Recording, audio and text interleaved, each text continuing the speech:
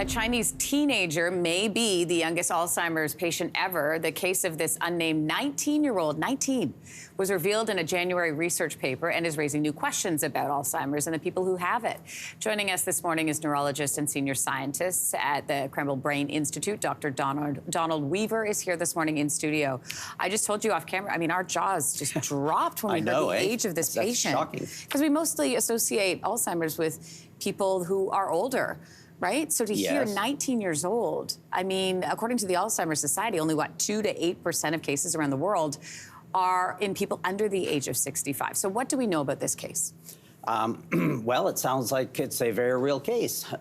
The journal that published it is convinced that this is a genuine diagnosis and that this is indeed an individual who was diagnosed at age 19, but probably at age 17 first began to experience symptoms. Like what?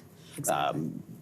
Confusion, cognition problems, memory issues, the typical sort of symptoms that one associates with dementia in general and Alzheimer's in particular. But I'd have to think, right, when it's a 17-year-old or an 18-year-old, 19-year-old, coming into the doctor and saying, look, I can't remember what I did this morning. I know. I'm thinking that Alzheimer's is probably not at the top of the list. It's not even on the list. It's not even on the list. That's right. That's right. It took a lot of very careful diagnostic work on their part to come up with this very unusual diagnosis in this individual.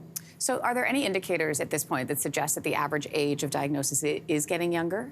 I don't know if it's getting younger, but certainly we're recognizing it more frequently. The ability to recognize people who are presenting with dementia is becoming more easily recognized, and because of that, I think, people are coming forward with memory problems earlier.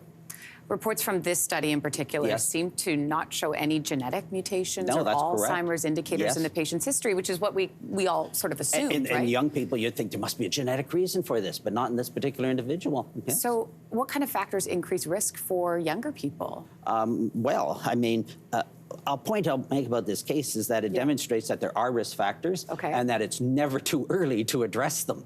I mean, people seem to think, Alzheimer's is, something you get when you're old. Yeah. But it isn't. I mean, we see people in their 40s and their 50s with Alzheimer's disease. And so, yes, there are risk factors. Head trauma, depression, sleep disorder, diabetes. There's a number of them, and it's never too early to address them. And when you say address them, what does that mean? Well, I mean, if you have depression, having it treated is of value. If you have diabetes, having excellent control, controlling obesity, if you have sleep disorders, managing them. All of these things are additive and can contribute to having dementia and Alzheimer's disease.